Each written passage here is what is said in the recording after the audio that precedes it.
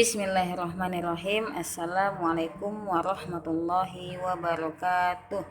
Apa kabar anak-anak ustazah semuanya? Semoga kita semua selalu dalam lindungan Allah Subhanahu wa taala.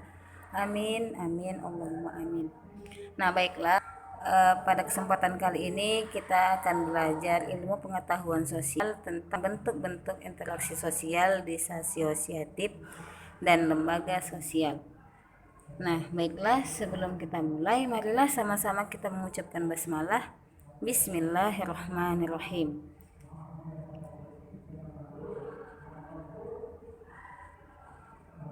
Nah, berikut dalil mengenai materi yang akan kita bahas, yaitu terdapat dalam Quran Surah Al-Maidah ayat 2 yang artinya, dan tolong menolonglah kamu dalam mengerjakan kebajikan dan takwa, dan jangan tolong menolong dalam berbuat dosa dan pelanggaran.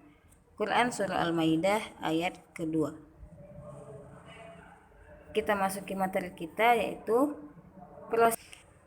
proses disasosiatif ini ada persaingan ataupun competition.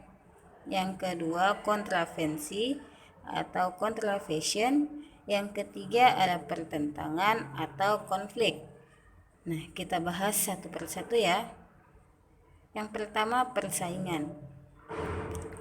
Persaingan dapat diartikan sebagai suatu proses sosial ketika individu atau kelompok manusia yang bersaing mencari keuntungan melalui bidang-bidang kehidupan tertentu.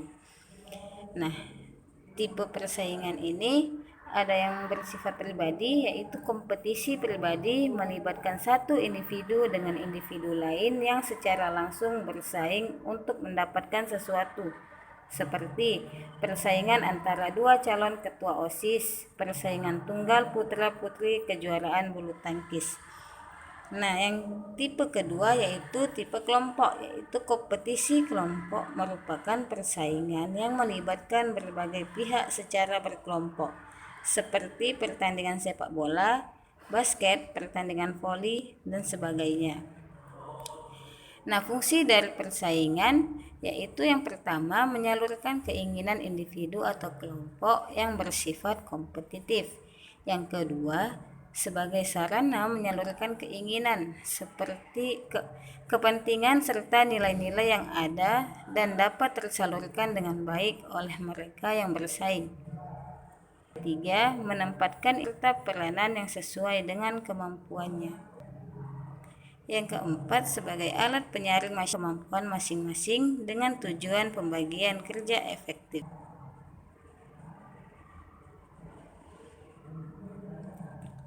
Nah, yang kedua, kontravensi. Kontravensi adalah sikap mental yang tersembunyi terhadap orang lain atau terhadap unsur-unsur kebudayaan suatu golongan tertentu.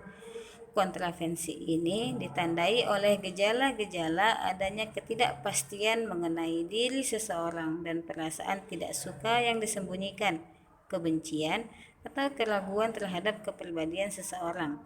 Contohnya, OSIS di sekolahmu mempunyai suatu rencana, tetapi kelasmu kurang setuju terhadap rencana tersebut, sehingga berkembang rasa tidak suka atau benci, namun masih disembunyikan. Nah, bentuk-bentuk kontravensi menurut Leo von Wies yaitu ada yang bentuk umum berupa penolakan, keengganan, perlawanan, perbuatan menghalang-halangi, protes, gangguan-gangguan, kekerasan, dan pengacauan rencana. Nah, sedangkan bentuk sederhana seperti menyakin di muka umum, memaki-maki melalui surat selebaran, mencerca, memfitnah, dan melemparkan beban pembuktian pada pihak lain.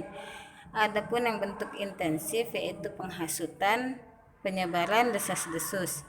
Nah, bentuk rahasia seperti berkhianat, bentuk taktis mengejutkan lawan, mengganggu dan membingungkan pihak lain. Kemudian kita lanjut ke pertentangan atau konflik. Nah, pertentangan ataupun konflik adalah suatu proses di mana individu atau kelompok berusaha untuk memenuhi tujuannya dengan jalan menentang pihak lawan yang disertai dengan ancaman dan kekerasan. Konflik terjadi jika dua pihak berusaha saling menggagalkan tujuan masing-masing. Pertentangan ataupun konflik disebabkan oleh satu, perbedaan antara individu dengan individu, perbedaan kepentingan, dan yang keempat, perubahan sosial. Nah, bentuk-bentuk pertentangan atau konflik yang terjadi di masyarakat seperti konflik pribadi, konflik sosial, konflik antar kelas-kelas sosial, konflik politik, dan konflik internasional. Akibat dari konflik ini yaitu harta benda hancur, kebahagiaan keluarga terampas, banyak nyawa yang terenggut secara paksa, tambahnya solidaritas in group. Nah, apabila terjadi di dalam kelompok, maka kelompok tersebut akan retak. Akomodasi, dominasi, dan takluknya. Kemudian lembaga sosial. Suatu lembaga terbentuk akibat dari berbagai aktivitas manusia dalam memenuhi kebutuhan melalui interaksi sosial. Berbagai kebutuhan hidup manusia, kebutuhannya itu. Nah, semua kebutuhan manusia didapat dengan melakukan interaksi dengan manusia lainnya. Adanya interaksi sosial antar individu dan kelompok maupun interaksi sosial antar kelompok di mana mereka berinteraksi dalam rangka untuk memenuhi kebutuhan dan keinginan-keinginan hidupnya. Maka dalam masyarakat terbentuklah berbagai lembaga sosial. Nah, adanya lembaga sosial dimaksudkan untuk memenuhi berbagai keperluan pokok dari kehidupan manusia. Kemudian pengertian lembaga sosial. Nah, dalam pengertian sosiologis, lembaga dapat digambarkan sebagai suatu organ yang berfungsi dalam kehidupan masyarakat.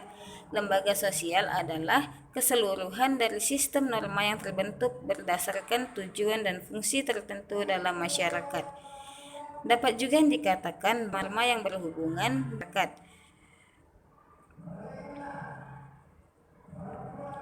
Nah, sejumlah norma-norma ini kemudian disebut sebagai lembaga sosial. Tidak semua norma atau aturan-aturan yang ada di masyarakat disebut lembaga sosial. Karena untuk menjadi sebuah lembaga kemasyarakatan, sekumpulan norma mengalami proses yang panjang. Sistem norma atau aturan-aturan yang dapat kategorikan sebagai lembaga sosial harus memiliki syarat-syarat sebagai berikut. 1. Sebagian besar anggota masyarakat menerima norma tersebut. Yang kedua, norma tersebut menjiwai seluruh warga dalam sistem sosial. Yang ketiga, norma tersebut mempunyai sanksi yang mengikat setiap anggota masyarakat. Kemudian ada 4 tingkatan norma, yaitu 1. Cara atau usage, yaitu cara pada perbuatan individu dalam masyarakat. Penyimpangan dalam hukuman berat akan tetapi hanya sekadar celaan. Contoh, cara berpakaian, apabila seseorang berpakaian yang kurang pantas hanya ditegur saja. Nah, yang kedua, kebiasaan. Kebiasaan adalah perbuatan yang dilakukan secara berulang-ulang dalam bentuk yang sama. Contohnya, kebiasaan memberi hormat kepada yang lebih tua usianya, mendahulukan orang yang sudah lanjut usia ketika sedang antri, dan sebagainya. Yang ketiga yaitu tata kelakuan. Nah, kebiasaan itu kemudian diterima sebagai patokan atau norma pengatur kelakuan bertindak. Maka di dalamnya sudah terdapat unsur pengawasan dan jika terjadi penyimpangan, pelakunya akan dikenakan sanksi. Contoh, jika seseorang peserta didik melanggar tata tertib sekolah akan mendapatkan sanksi atas perbuatannya sesuai dengan. Yang keempat, adat istiadat. Tata kelakuan yang semakin kuat mencerminkannya. Nah, bagi anggota masyarakat yang melanggar adat istiadat, maka ia akan mendapatkan sanksi sesuai dengan adat masing-masing. Norma-norma tersebut mempunyai dasar yang sama, yaitu memberikan petunjuk bagi tingkah laku seseorang dalam hidup di masyarakat. Ciri-ciri lembaga sosial merupakan pola pemikiran dan perilaku yang terwujud melalui aktivitas masyarakat yang terdiri atas adat istiadat, tata kelakuan, dan kebiasaan, serta unsur-unsur kebudayaan secara langsung. Yang kedua, sebagai kumpulan norma yang pokok masyarakat dan sudah seharusnya dipelihara. serta yang dipertahankan sehingga memiliki tingkat kekekalan jangka panjang. Yang ketiga, memiliki satu atau beberapa tujuan tertentu, memiliki alat-alat perlengkapan yang dipergunakan untuk mencapai tujuan. Yang keempat, sekian materi kita pada kesempatan kali ini. Kita tutup dengan lafaz hamdalah. Alhamdulillahirabbil alamin. Syukran kasiran. Wassalamualaikum warahmatullahi wabarakatuh.